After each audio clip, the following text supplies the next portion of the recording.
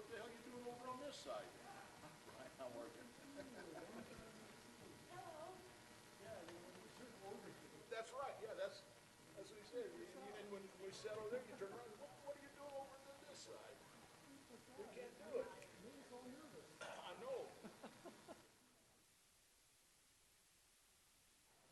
Your meeting run a little long, huh? Oh, you didn't note that, huh? Yeah.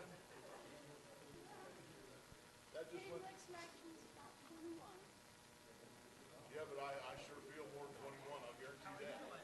Well, you shave yours off and see how young you look. You look. Oh, that'd be all right. Hell, Betty's threatened to do that for years. Haven't yet.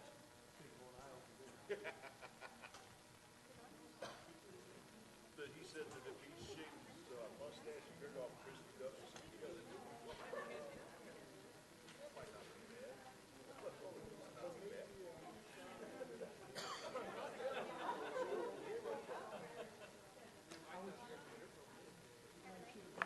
I know, I just told him. I already told him. No, I really didn't. No, I but you didn't didn't. care what it was.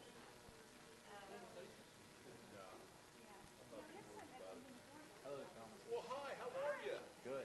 How's that 5-month-old baby? Wow. Is she 5 now? 5 months old? You, huh? Oh, no, I'm just simple. There's a big difference. I'm just simple. Did you give her that teddy bear yet? Oh, yeah. Did you really? Get us a picture of that. You and your kitty. I'd like to see that. I'd love to see that. That little bitty thing with that great big teddy bear. Rock her up with the teddy bear up. Well, yeah, hell, it outweighs her by a whole lot.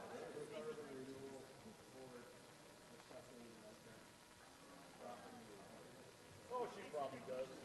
That's all right. It was so funny. We was just out and there wasn't a tremendous amount or anything, but it was just funny to do it. Oh my goodness. Yeah, that. Hi, how are you, Sean? I can't complain. Wouldn't do no good anyway. What would you do? See, I told you. I told you it's very Hello. How are you? Yes, it is. No, it's not. I wish. That is pretty.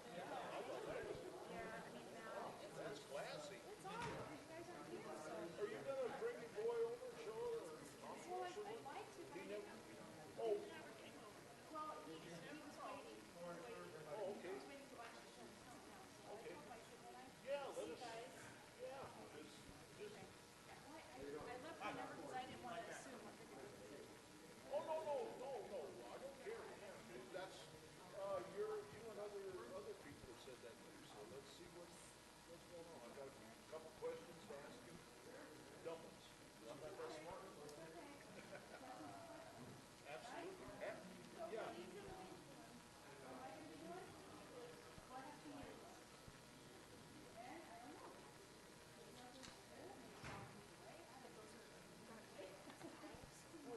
We thought about that too. Yeah, so Steve and I and Sean and Rick. That side's going away.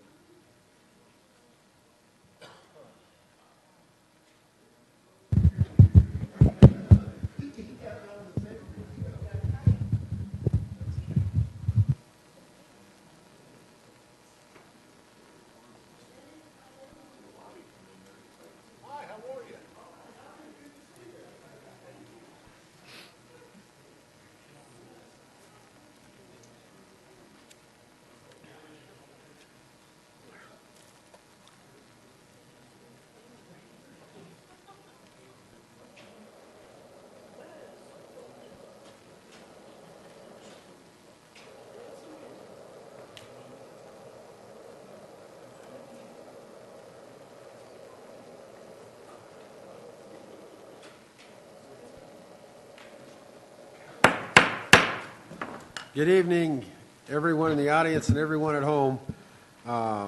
Welcome to the City Council meeting this evening. This is October 16th. Sorry we're running a little late. For the record, it's 7:07 p.m. Call the meeting to order. Will the clerk please call the roll? Mayor Ford, Here. Mayor Pro Tem Bullock, Here. Councilmember Amador, Present. Councilmember Teeter, Here. Councilmember Carson, Present. Councilmember Diaz, Here.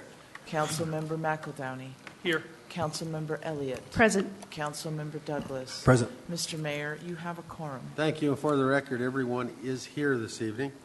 If I can ask everyone to stand for a moment of silence, followed by the Pledge of Allegiance.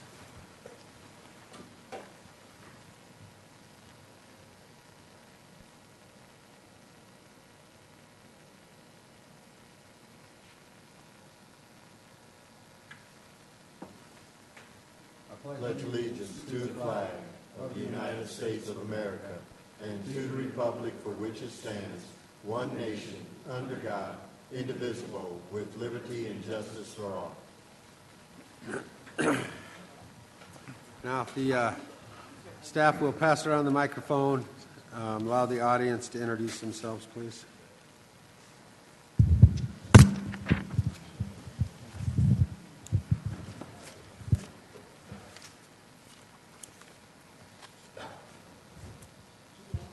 Hello. Oh, yes. My name is Mike Ackerman, and I want to thank Mayor Ford and the council for giving us an opportunity to ask a couple of questions. Actually, I have 3 questions. Well, I need to ask this. So I'm going to call you up here in just a minute when we get to the citizen communication.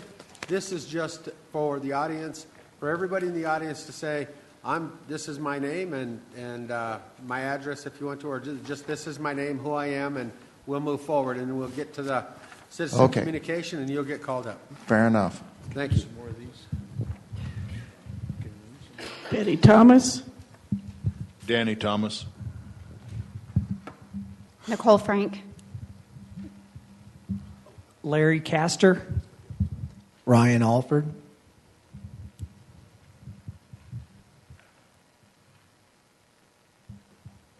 Clint Nichols. Carolyn Keith, Parks and Recreation.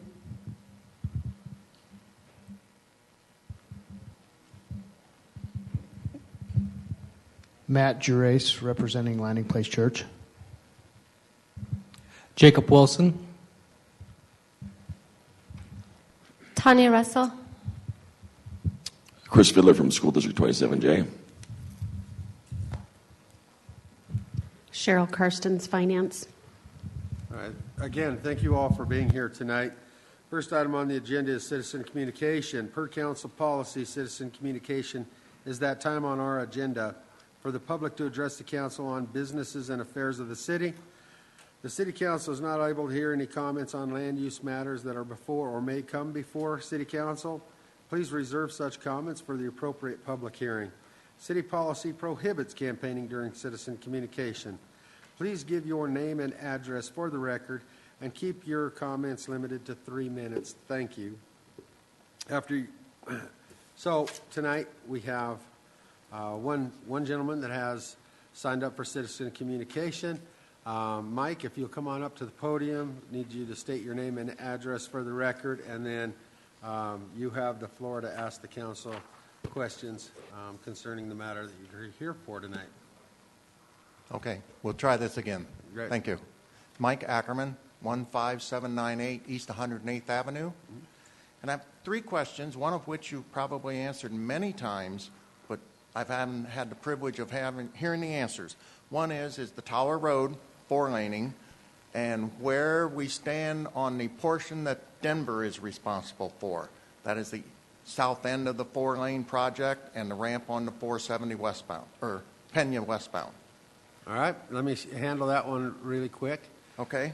We are widening Tower Road, Commerce City is widening Tower Road, 4 lanes, from 104th Avenue to 81st Avenue, Right. which is the Commerce City portion. The Denver portion's from 81st Avenue up to Pena. That construction will happen. We are going to construct that with a repayment program in place with Denver, and that that construction will phase in next year, and it will also tie into the construction of the ramp, the missing ramp for Pena.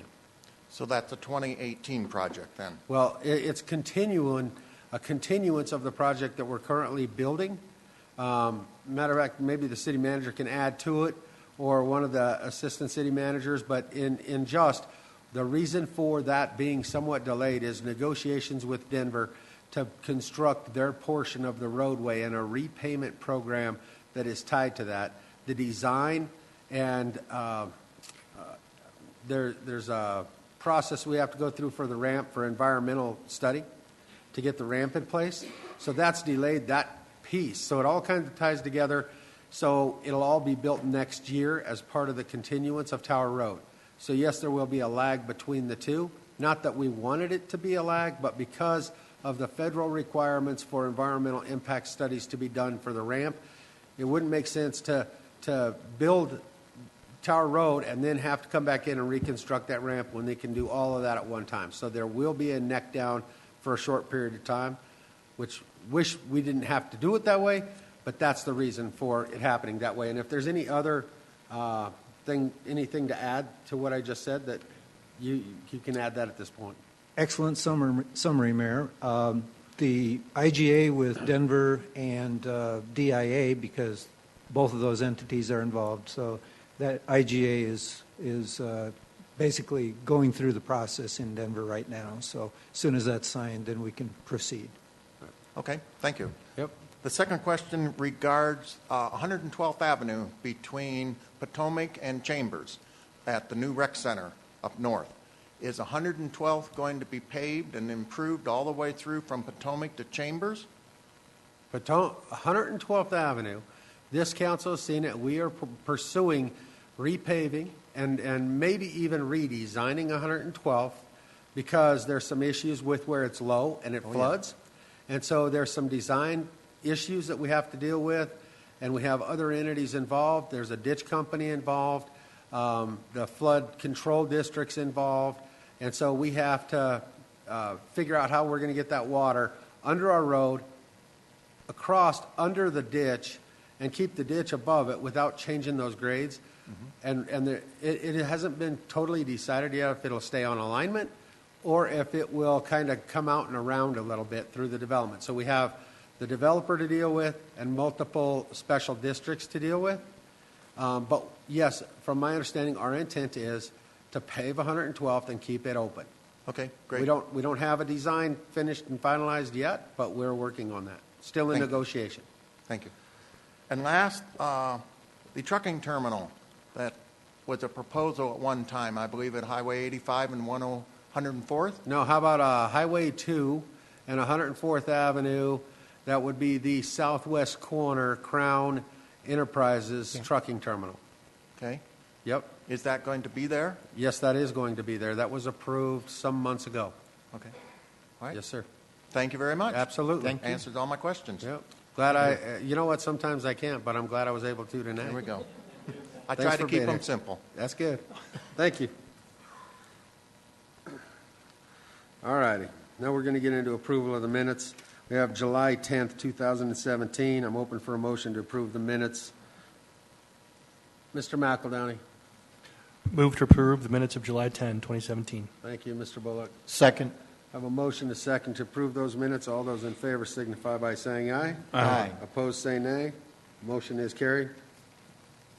Now I'm open for a motion and a second to allow Mayor Pro Tem Bullock to abstain from voting on the minutes of August 21st, 2017 because of his excused absence. Mr. McEldowney.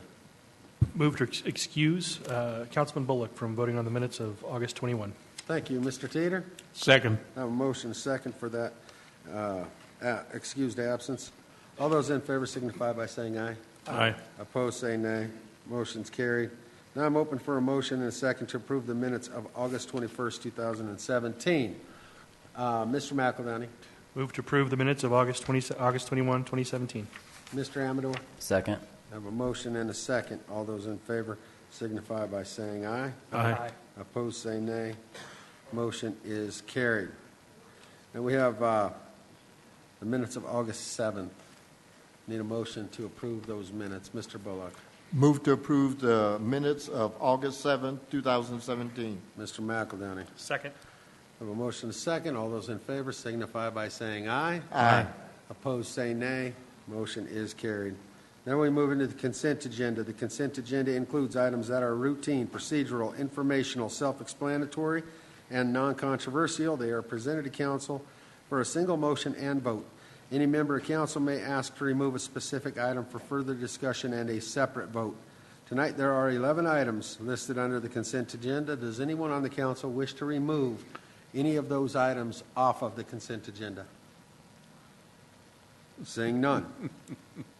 Will City Attorney please read the titles of the consent agenda? I need a motion. Mr. McEldowney. I move to approve the consent agenda. Thank you. Mr. Bullock. Second. I have a motion and a second. Now the attorney can read the titles. Thank you, Mayor Ford. Ordinance Z 94217, an ordinance rezoning from Adams County C4 to Commerce City C3. The property is described in Exhibit A, attached here to and made a part hereof, generally located north of East 88th Avenue and west of Interstate 76. PIN 172-1200-11007 and 172-1200-11005, Commerce City, Colorado, and amending the zoning map of the City of Commerce City, Colorado to reflect said rezoning. Ordinance Z 93517, an ordinance rezoning from Adams County A1 to Commerce City C1 and Ag. The property described in Exhibit A, attached here to and made a part hereof, located at 11555 Chambers Road, Commerce City, Colorado, and amending the zoning map of the City of Commerce City, Colorado to reflect said rezoning. Ordinance Z 8810817, an ordinance rezoning from PUD to I2. The property described in Exhibit A, attached here to and made a part hereof, located at 8200 East 84th Avenue, Commerce City, Colorado, and amending the zoning map of the City of Commerce City, Colorado to reflect said rezoning. Ordinance AN 23917, an ordinance approving and accomplishing the annexation of contiguous unincorporated territory described in Exhibit A, attached here to and made a part hereof, commonly known as parcel 17230600009 East, Commerce City, Colorado. Ordinance AN 24017, an ordinance approving and accomplishing the annexation of contiguous unincorporated territory described in Exhibit A, attached here to and made a part hereof, commonly known as parcel 17230600009 West, Commerce City, Colorado. Ordinance AN 24117, an ordinance annexing to the City of Commerce City certain contiguous unincorporated and municipally owned territory described in Exhibit A, generally located along the Highway 2 right-of-way from East 80th Avenue to just south of the intersection of Highway 2 and Interstate 76. Ordinance AN 24217, an ordinance annexing to the City of Commerce City certain contiguous unincorporated and municipally owned territory described in Exhibit A, generally located along the Highway 2 right-of-way between East 96th Avenue and East 104th Avenue. Ordinance AN 24317, an ordinance annexing to the City of Commerce City certain contiguous unincorporated and municipally owned territory described in Exhibit A, generally located along the Highway 2 right-of-way between East 96th Avenue and East 104th Avenue. Ordinance AN 24717, an ordinance approving and accomplishing the annexation of contiguous unincorporated territory described in Exhibit A, attached here to and made a part hereof, generally located west of Interstate 76 and north of East 88th Avenue. PIN 172-1200-11007, Commerce City, Colorado. Ordinance AN 24817, an ordinance approving and accomplishing the annexation of contiguous unincorporated territory described in Exhibit A, attached here to and made a part hereof, generally located east of Monaco Street and north of East 88th Avenue. PIN 172-1200-11005, Commerce City, Colorado. Resolution 2017-111, resolution appointing members to designated boards and commissions of Commerce City. Thank you. I'm going to ask for a roll call vote.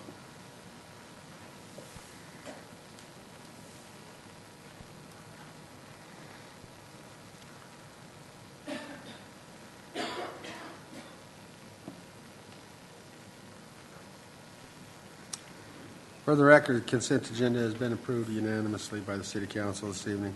We'll move into public hearings. We have Resolution 2017-28. I'm going to go ahead and open the public hearing and invite the staff forward to give the presentation.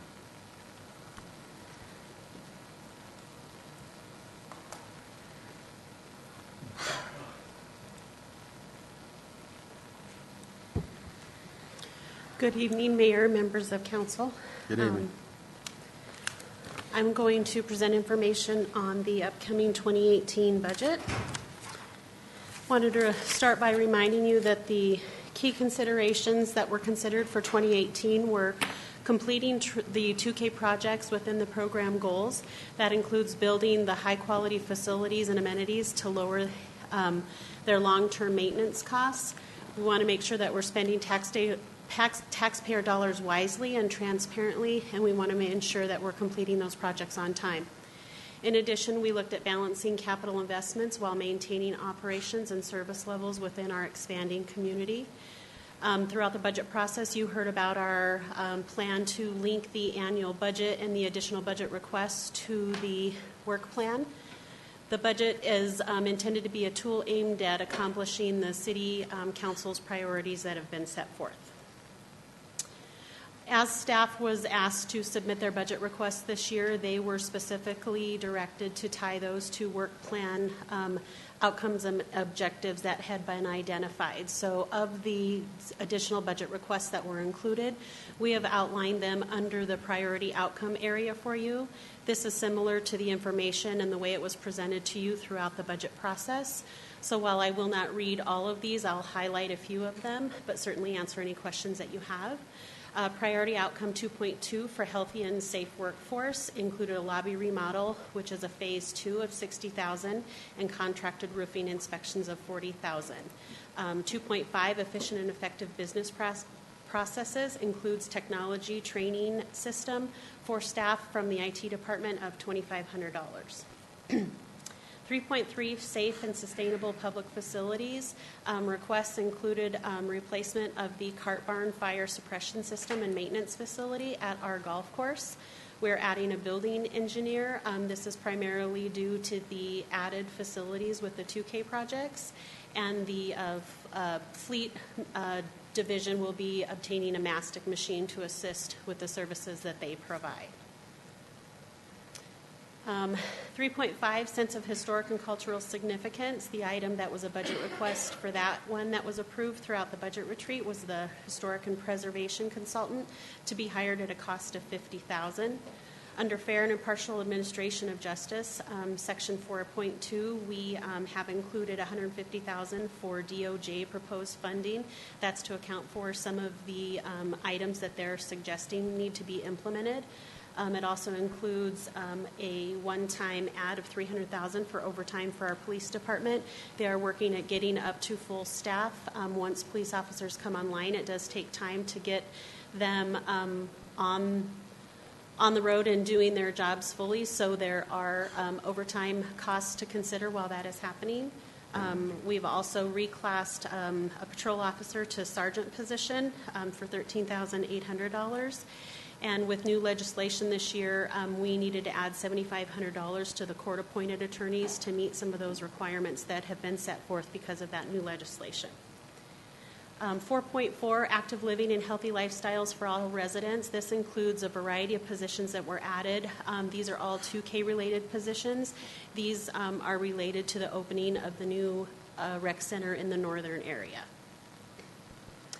And lastly, 5.1, accessible, reliable, and transparent information includes increased printing and posting costs for the operation of the new recreation facility, as well as some costs related to our document management program. All of those costs have been included in the final budget numbers that I'm going to present now. We are anticipating revenues in the general fund of just over $63 million. Based on the 2K policy that was presented to you throughout the budget process, we show an indirect allocation to the general fund of $654,000. There's a one-time transfer coming in from the fleet fund of $1.2 million. That relates to the upcoming lease that we're presenting for your consideration with Enterprise, because we are going to be saving money and some of those funds were previously allocated in budget years. We determined that that transfer can come back to the general fund. Operating budget request, which is the day-to-day operations of the city, is $58.5 million. And then there are a variety of transfers that happen within the general fund each year. Transfer to the Housing Authority of $60,000, to the Elected Officials Retirement Fund of $44,000, transfer to the Debt Service Fund for the various debt service issues that we have of just shy of $3 million. The transfer to the URA Fund of $83,000 for the Derby Catalyst program. The transfer to CIP, which is our identified highway users tax funds, we talked to you about transferring that for dedicated CIP projects, and that was approved by you. An additional transfer to CIP of road and bridge, that was a process that we started in the 2017 budget, and we will continue to do that, and that will primarily be used to help fund a portion of the pavement management program within the CIP fund. Then we have a transfer to CIP, which is general fund funding. I will talk about this a little bit later, but as a reminder, we identified that we want to have a process to set aside general fund dollars to transfer to CIP for the ongoing preservation and maintenance of capital projects. And then lastly, the transfer to CIP, which is part of the indirect allocation as it pertains to the 2K project, and those are intended to be for long-term capital maintenance of $110,000. Once you compare expenditures to revenues, we are identifying at this time that there will be a surplus that will be added to general fund of $676,000. Then we broke out the 2K revenues. We're anticipating all 2K revenues, which includes the 1% dedicated sales and use tax, along with all of the revenues estimated to be generated from the 2K facilities, to be just shy of $13 million. We're showing a transfer from the 2K fund balance of $10 million, which encompasses the Tower Peña portion of the Tower Road project.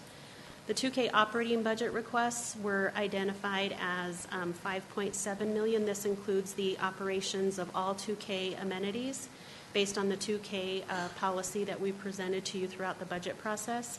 And then that $10 million from the 2K fund balance we're showing as a transfer to CIP so that it can be added to that Tower Road project.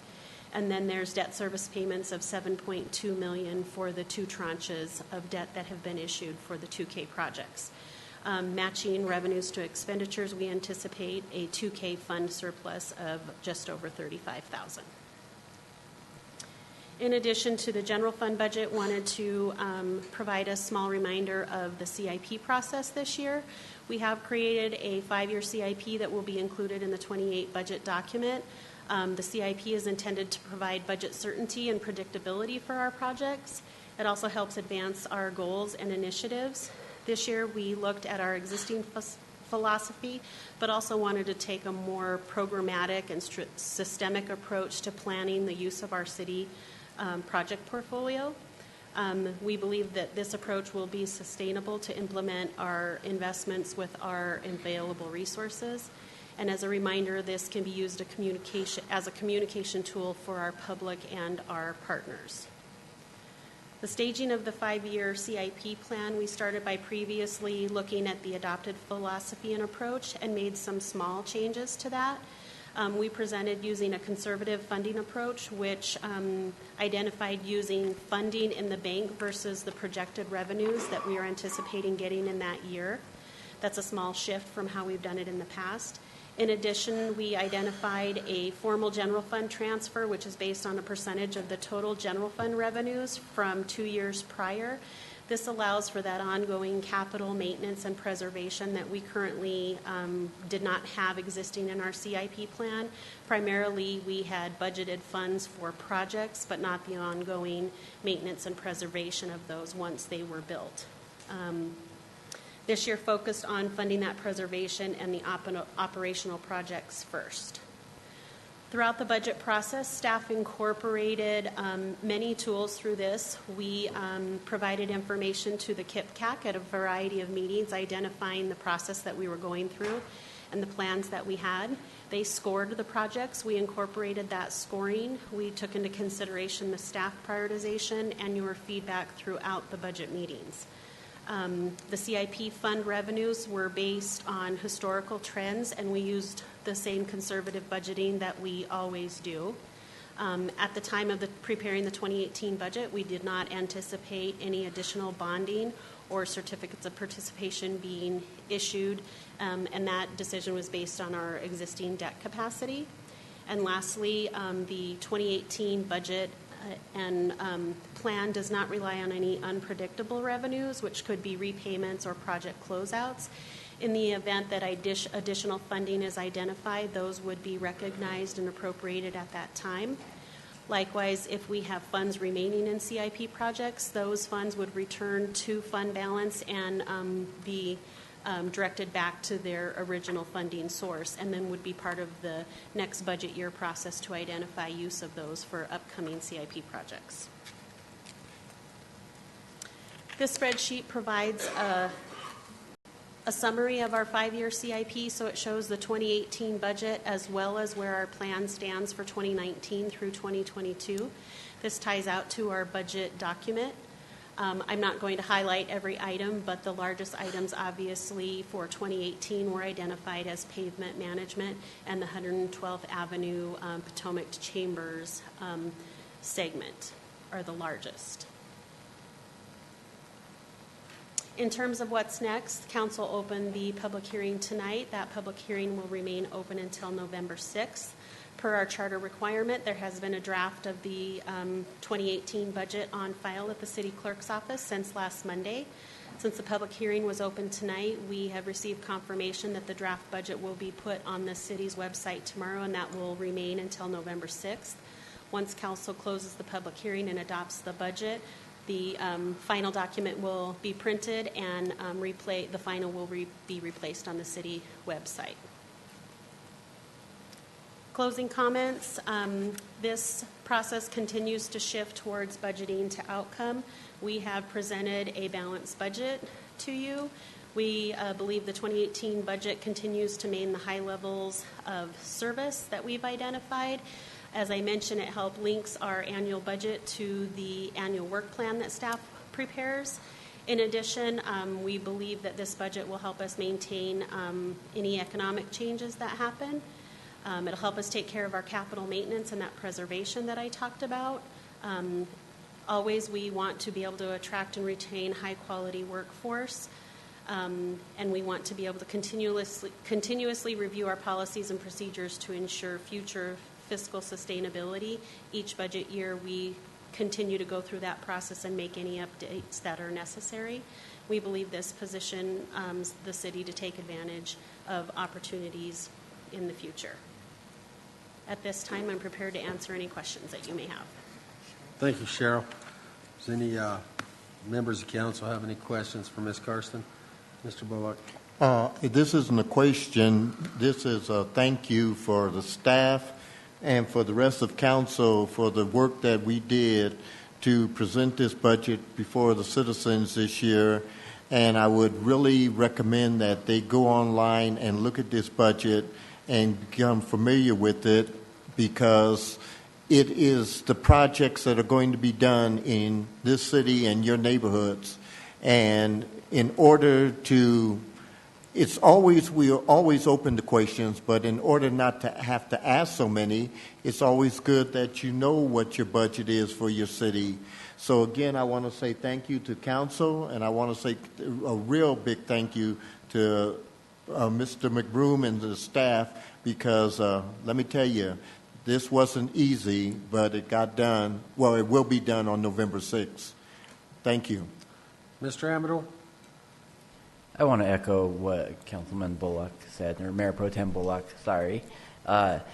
There's a lot of moving parts here, and trying to tie dollars to outcomes is always a challenge, especially when there's always more need than allocated dollars that we have for the city in general. So I would just echo that the staff has done a phenomenal job presenting information to us as council, and yes, anybody who's watching tonight, we urge you to look at the city budget if you have time. Thanks. All right.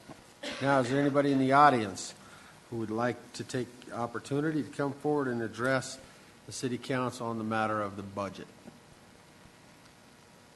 Seeing no one, I'm going to ask for a motion in a second to continue the public hearing till November 6th. Mr. McEldowney.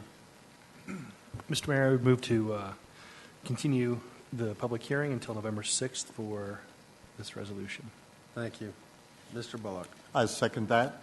A motion a second to continue the public hearing on the budget until November 6th. All those in favor signify by saying aye. Aye. Opposed, say nay. Motion's carried. Thank you, Cheryl, and folks from the finance department and all the department heads. It's not just finance that takes care of the budget. Every department has to do their budget as well, so thank you to all of you. Next, we have Resolution 2017-109. Is there anyone on council that has any questions regarding this item? Seeing none. Is there anyone in the audience who would like to come forward and address the council on Resolution 2017-109? Come forward, sir. Glad you're here tonight. Where else would I be, Mayor? Chris Fiddler, Superintendent 27J Schools. Was reading the rules, so there's no politicking allowed tonight, so I'll just be thankful. First of all, I want to thank all of you for serving on council. It's a difficult time to lead, but appreciate all of your time and service. Also want to thank you for past support in 2014 and 2015 for bond elections for 27J Schools. As you know, we were unsuccessful in 14 and then were successful the following year. In 2015, one of the new elementaries that was built from that successful bond election is right here in Commerce City over in Reunion. So we're very proud of that and hope you are as well.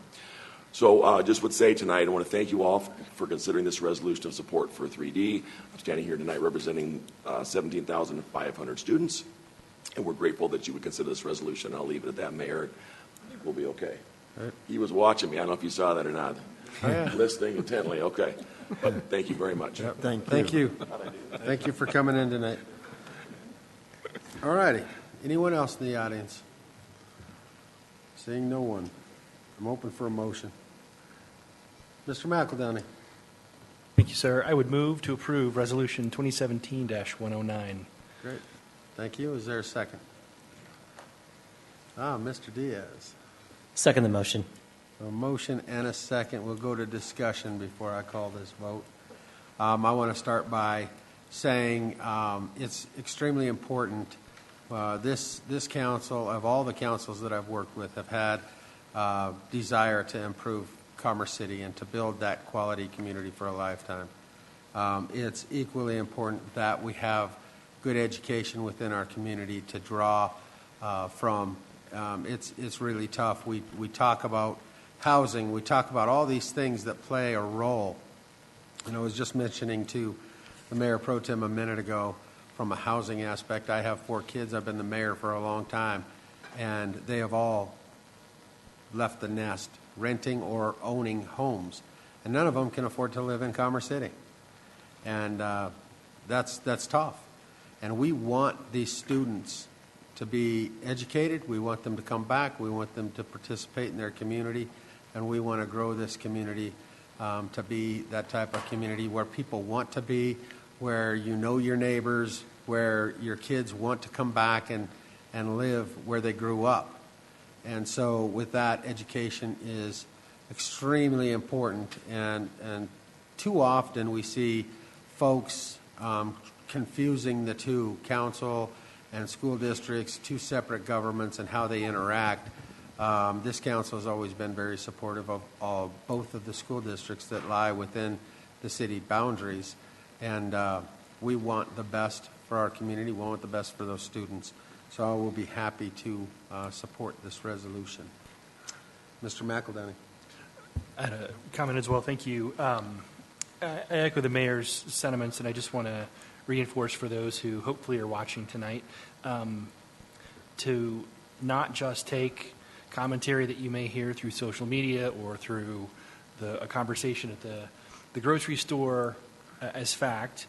I encourage folks to go out and do their homework, take advantage of the work that's been done by the school district to help present fact-based information on how school funding works, on how these funds will be spent. One of the things I hear all the time is, well, if we've gone from 6,000 or 7,000 students in a district to the 17,000 that we heard the superintendent reference, then we should see dollars growing at a relative clip. And I mentioned this when we met last time and talked about this. Certainly all of those 17,000 kids bring a certain amount of funding from the state. The challenge is that our district has not approved a mill levy override in the past that helps act as that complement to the state funding that was designed to scale as the population grew. It was a fixed amount of $750,000. So even for those folks who are not stellar at math, $750,000 divided by let's say 5,000 or 6,000 students in the beginning when that was first passed versus $750,000 divided by 17,000 students, you understand pretty quickly how little money over and above that state allocation the district gets. When you think about that per pupil number relative to our closest school districts or neighboring school districts, we can look right here in Commerce City at Adams 14, who is in the $700 range per student. So the ability to do any number of things in terms of resources, curriculum, staffing, programming for students in 14 versus students in 27J is significantly different. And we owe it to our kids to help fund that. Many folks ask me, well, shouldn't that be the state that's funding it?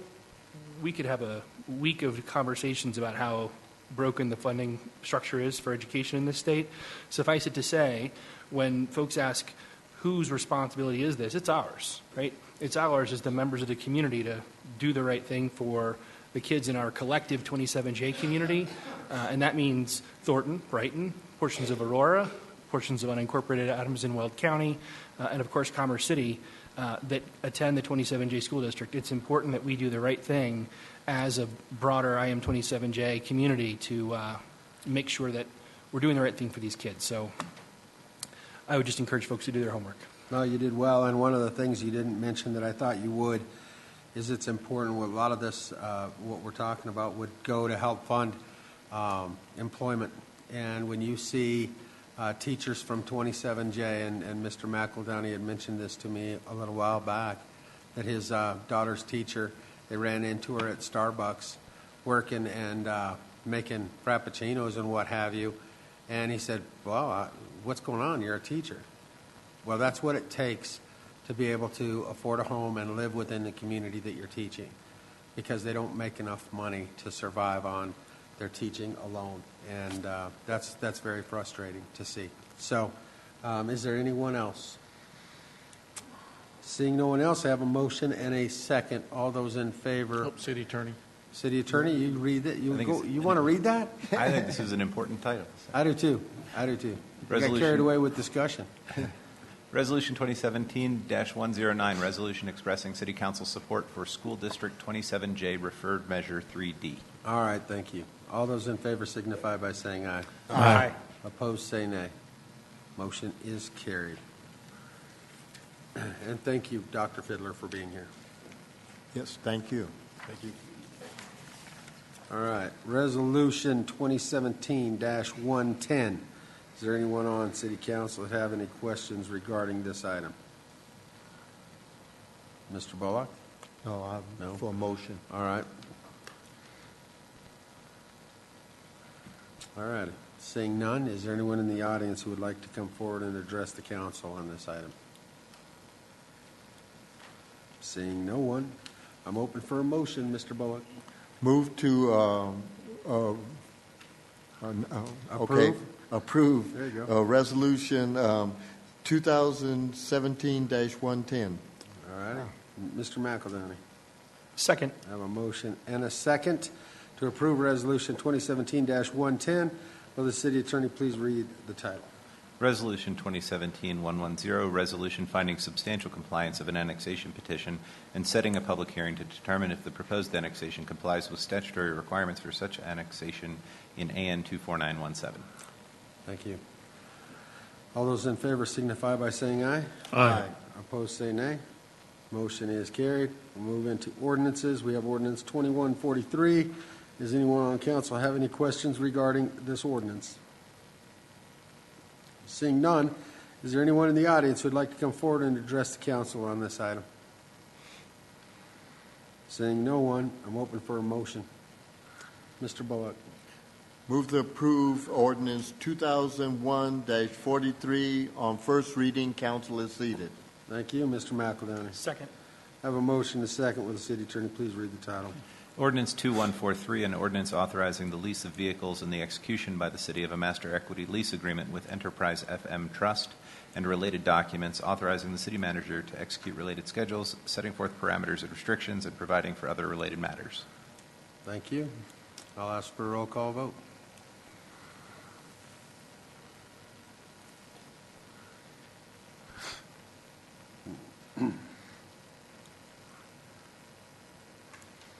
For the record, ordinance 2143 is introduced unanimously by council this evening.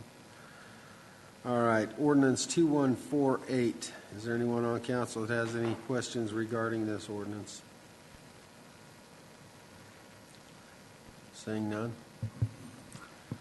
All right, is there anyone in the audience who would like to come forward and address the council on this item? Seeing no one? I'm open for a motion. Mr. McElhenney. Mr. Mayor, I would move to introduce ordinance 2148 on first reading. Council is seated. Thank you. Mr. Amador? Second. I have a motion and a second. Will the city attorney please read the title? Ordinance 2148, an ordinance amending the 2017 budget of the City of Commerce City, Colorado by the recognition of the U.S. Department of Justice grant in the amount of $699,721 for the Sexual Assault Task Force and the authorization of the expenditure thereof. Thank you. I'll ask for a roll call vote, please.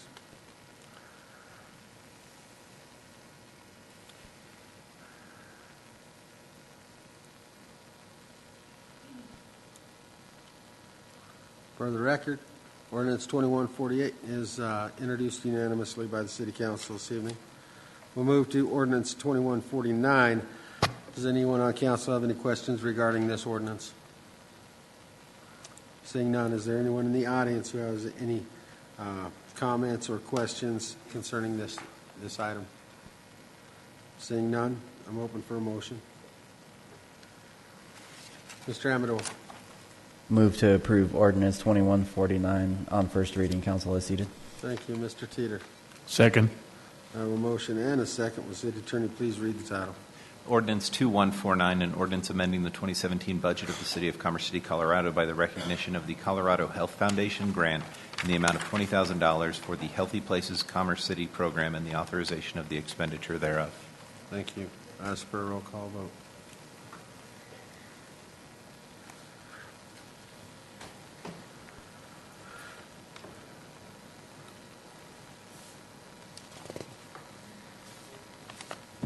For the record, ordinance 2149 is introduced unanimously by the City Council this evening. All right, we move into administrative council business. Does anybody have any administrative council business this evening? Mr. Bullock? Yes, sir. Last week I mentioned that myself, and Mr. Douglas went to San Diego for a conference on Leadership Summit for big ideals for cities, and then the second part of the conference was affordable homes and race equity. And I'm going to, everybody in front of you has, I put at everyone's place, benefiting communities, and this, it showed a project that they did in San Diego that were right next door to each other. One is a multifamily project for multifamily, and it was basically between 30 and 60% of AMI for the household living in the multifamily, and the senior project was I've never figured out how they do senior income, but it's based on their income. Depending on how much their income is depending on how much you pay the rent. And so if you're just strictly Social Security, that's what your rent's based on. There were some people, I think they said it was much $40. $100 to $300, the highest for the seniors. And you would not have believed this unit, all the amenities that it had for the seniors. And I mean, even to an outdoor patio with a gas barbecue grill? No, not the grill. Heater? Furnace? Furnace, yeah, where they sit and have a fire in the evening and nice furniture and everything that overlooks, and they were about 5 miles from the city center, so they looked out and actually saw San Diego and everything. They were right on a light rail line that ran by, and right down the street, which you can always tell when people know something good is happening, Walmart built one of their country stores right down the street. They refurnished an old building and put a store in it.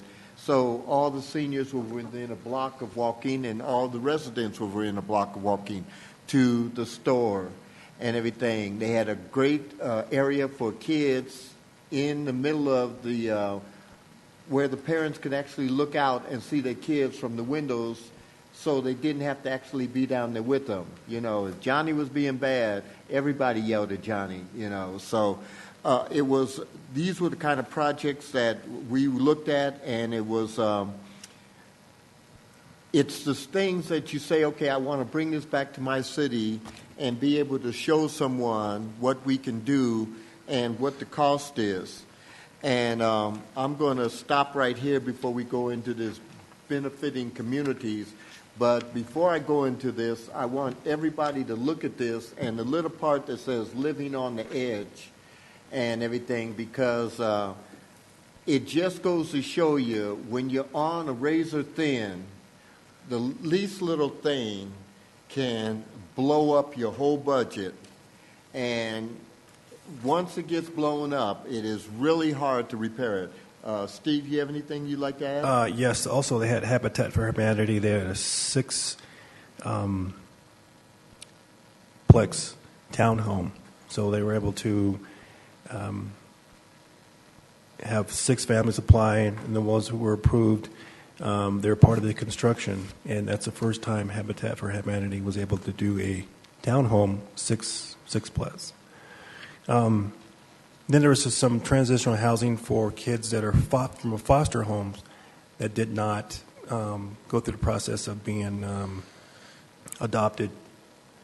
You get to age 8, you get to 19, you're considered adult, and you get kicked out of the facility. So this facility also able to house those kids that were 19.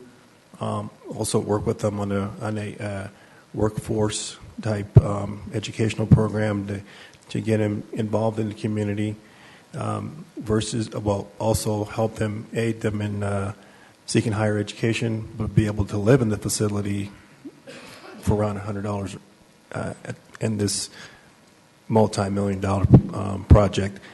They did have housing opportunities and backing from San Diego, from the federal government, different types of housing programs as far as block grants. So it just wasn't this facility here, and then this sits on the San Diego school site. So what they wanted to make sure things affordable, and then reaching that certain AMI level, there was no market rate housing at all on this project.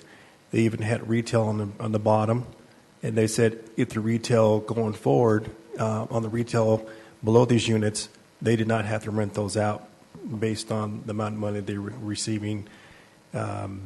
Those units, if they did rent them out, they could be below market rate just because of how things were financed and structured for the senior housing and the residential housing. Okay, and Steve says something, and I want you all to realize this. When you're in the foster program and you're never adopted and you age out, there are very few avenues for you. Once you age out of most of them, they say, well, thank you, you're 19, you're an adult, bye. This program they had here, they actually gave you housing, put you in a job program, and led you on a path that is going to lead you to something. It's bad enough not being adopted, but it's worse, like you're an orphan when you start, and then you're being an orphan when you finish. Bye. You know, and what have you learned? You've just gone through school, and bye. I mean, it was, they did something really innovative, and I'm going to check around and see if there's programs like that here in Colorado. And if there isn't, I don't know what I can do about it, but I can actually tell them, okay, go look at San Diego and see what. The other part of our tour, we actually went to a park that they built over I-15, like they want to do on I-70. They put a platform in a park, and they had soccer teams and all this out here. And we have pictures where we stood and looked, and there's a highway running beneath, and here's this, what was about 2 or 4 acre park on top? 8 acres. 8 acre park that, you know, you hear people that connected the neighborhoods. The neighborhoods used to be divided and totally isolated. Now this connected all the neighborhoods and everything. And the lady that lived there for the whole time, she said, we finally got to understand and see our neighbors on the other side of the highway, because all it took was putting this park in between. And when I think back to the people that are against the I-70 Central Project because they say this park is a big joke and everything, we've seen them in 2 or 3 cities now, and in every city we've seen it where they've done it, it has worked. And so I say to people, if you don't believe it, seeing is believing. You can go to Charlotte, you can go to San Diego, you can go to Dallas, Texas. There are all these cities where they've done these projects, and these projects have brought neighborhoods together instead of separating them. And the second part of our program was about advancing race equity in local governments. And this is not the time to talk about that now, but if you really want to make people uncomfortable from different parts of the country, start talking about race equity and show the movie The House We Live In. And it shows a movie about when the soldiers came back from World War II and got the GI Bill, how different segments of the population weren't allowed to use it in neighborhoods. They were strictly put in basically core center ghettos, and everybody else got to move to the suburbs, and they actually told them, oh, we do not allow, and in the movie you'll see it, we don't allow coloreds out here.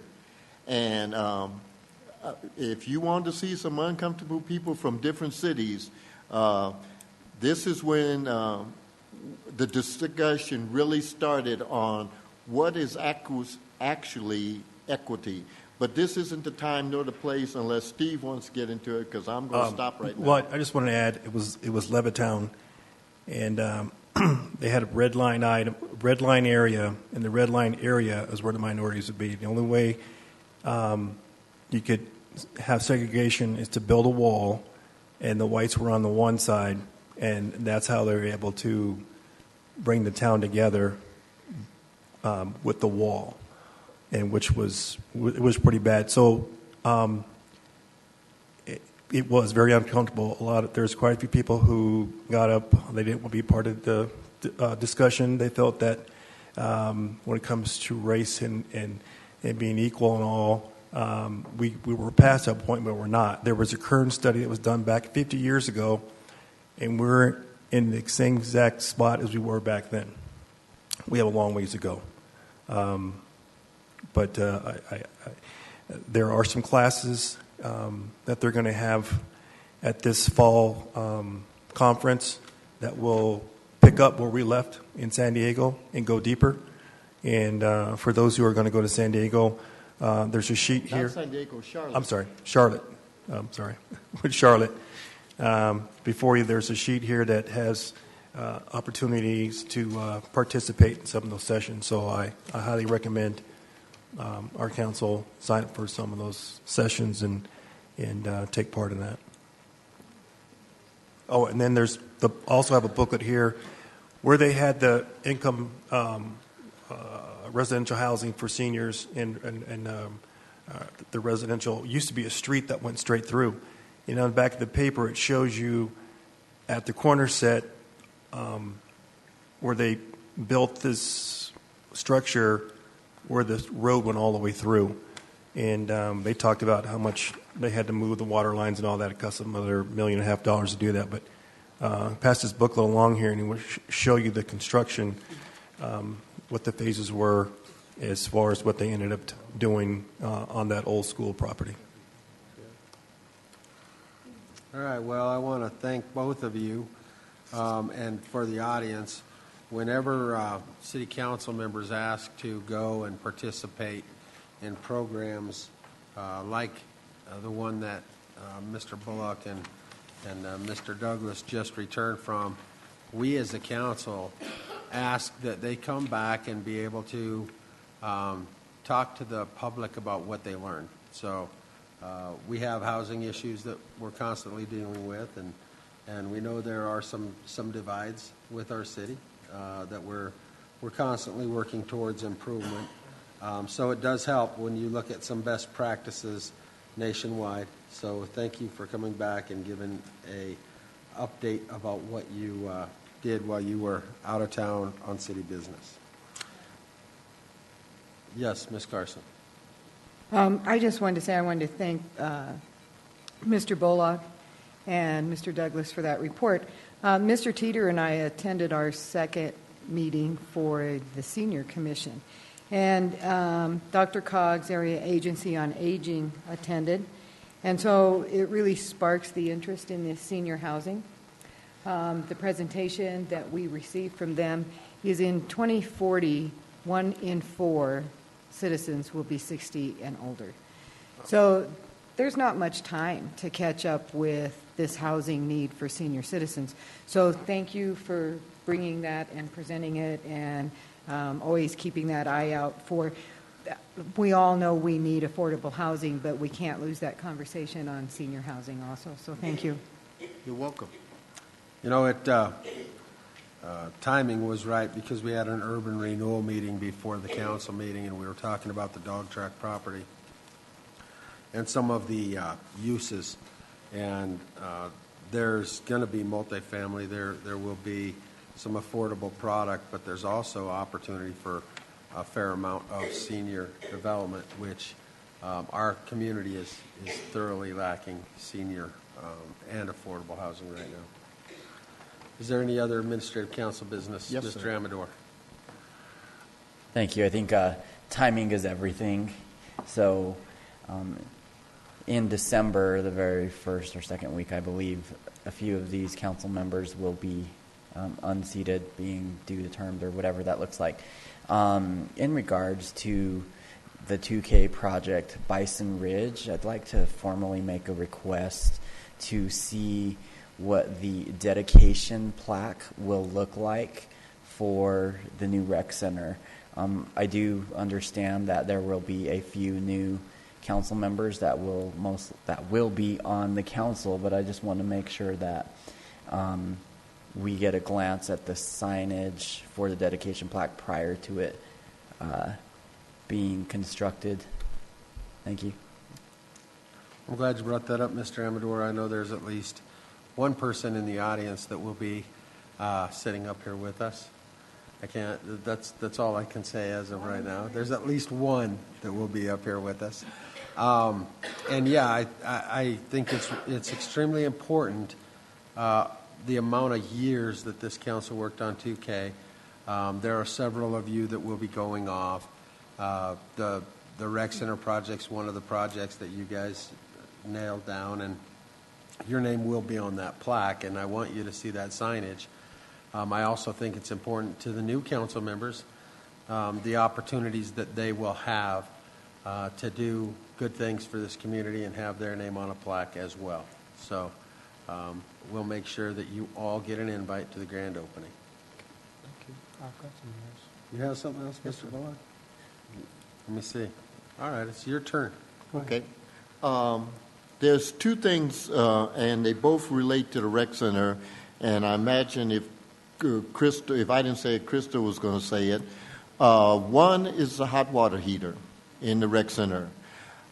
I don't take showers at the in the rec center, but there are a lot of people who do. I've been kind of moving my time around so I didn't get caught, but I've been caught. And we have a water problem where there is no hot water or insufficient. Yeah, it's terrible. One of the heaters has gone out, and evidently they're, I don't know if they're waiting for the, do the remodeling to put it in, a new one, but the seniors, and especially the seniors and they say that this is ridiculous, that you can't take a hot shower in there anymore. And if you can't get a hot shower at 6 o'clock in the morning, I know what's happening by 9, 10, 11 o'clock because it never gets a chance to rebuild. So would somebody please check into that? The other issue with the rec center is I've had people ask me if it's possible to extend the hours of the rec center by a half an hour on each side, 5 o'clock to 10 o'clock. So from 5:30 to 5 and from 9:30 to 10. And it's basically for working parents that have kids where they can get up, go work out, and then get back home and get their kids off to school. I didn't think it was a big issue until I talked to my niece this week, and she goes to her gym at 4 o'clock to make sure she can be back when the kids wake up to feed them breakfast and everything. And so I don't have kids that age. And to me, it wasn't an issue. But to a lot of other people, it is an issue. And they just said, 1/2 hour on either end, what is that going to do? And it would do a lot to improve their quality community for a lifetime attitude. And so I'm bringing this forth and see if this is something that as a council or as a staff we can get done before I'm done. Brian? I understand the request. I think the best thing for us to do is do some analysis and try to get our arms around what the impact to the budget would be to extend that schedule with staff resources. So we'll try to do that quickly. I know time is of the essence if this council would like to weigh back in on that, so we'll do some quick analysis of that. Okay, and don't let the pressure be put on you because of me. If I died tomorrow, it'd still be a request, but I wouldn't be around to see it. So it's one of these things that I want to see done, but okay, thank you.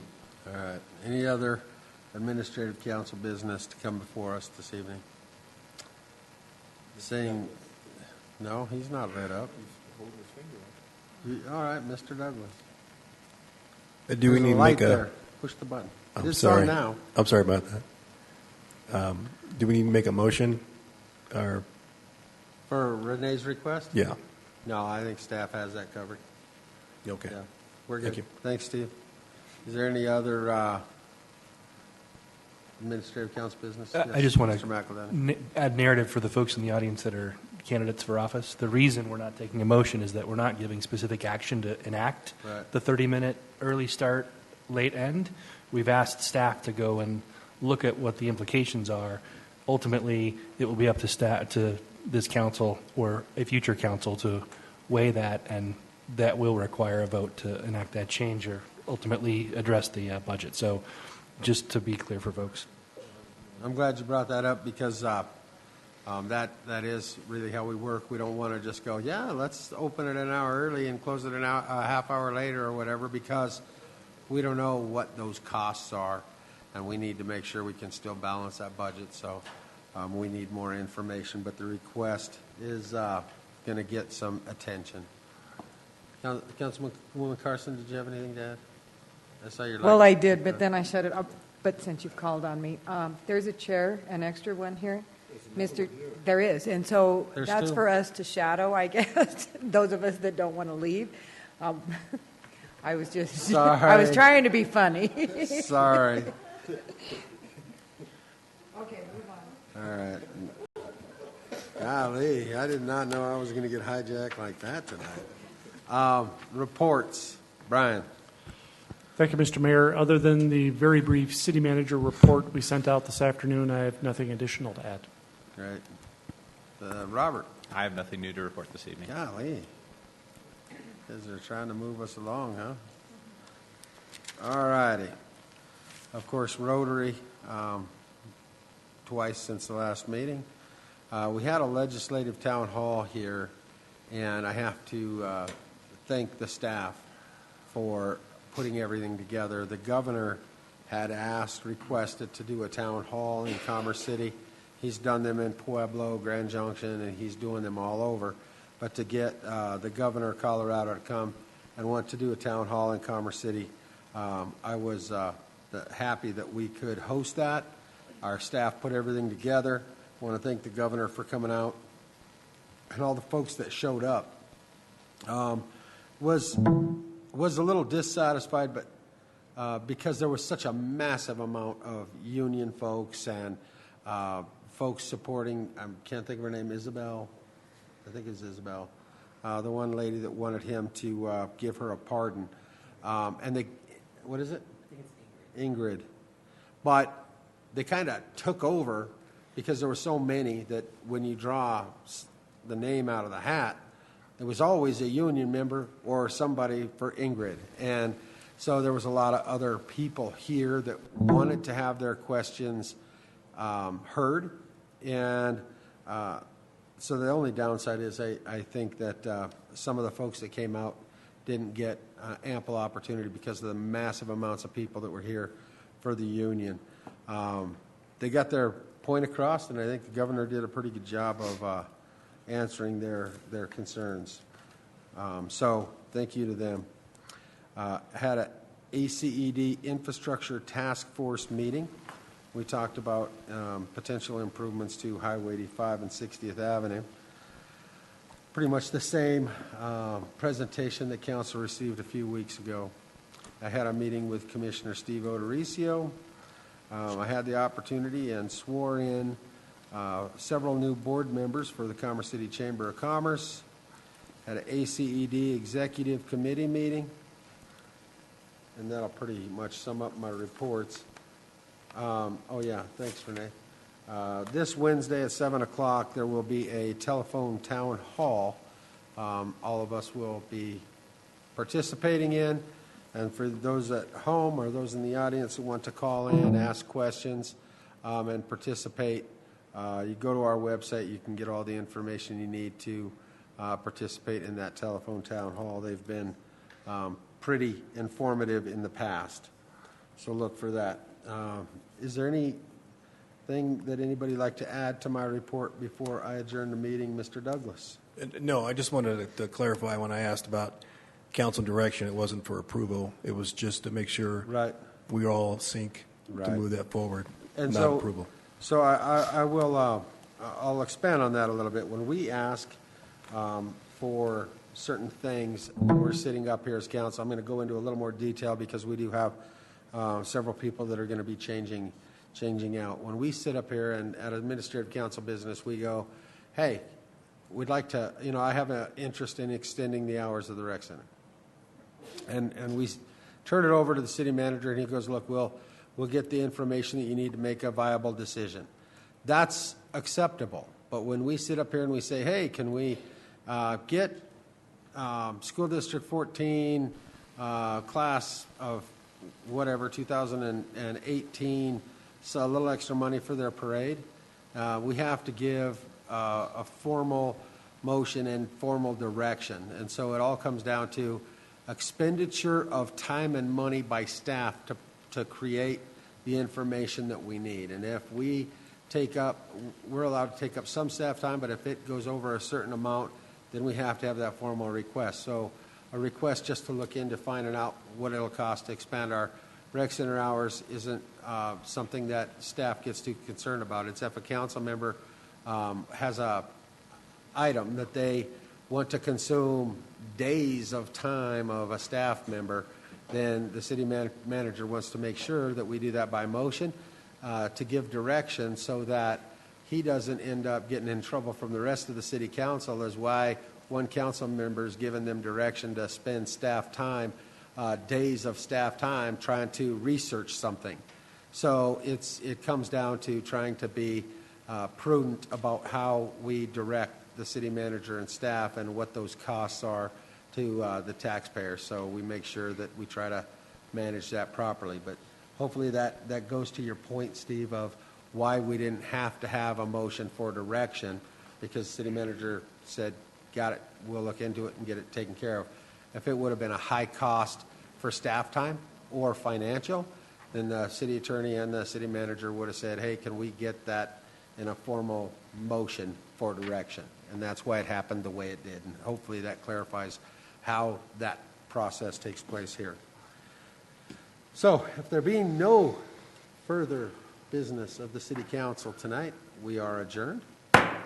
And we are going into the NIGID board meeting. I'm going to call the meeting to order and ask the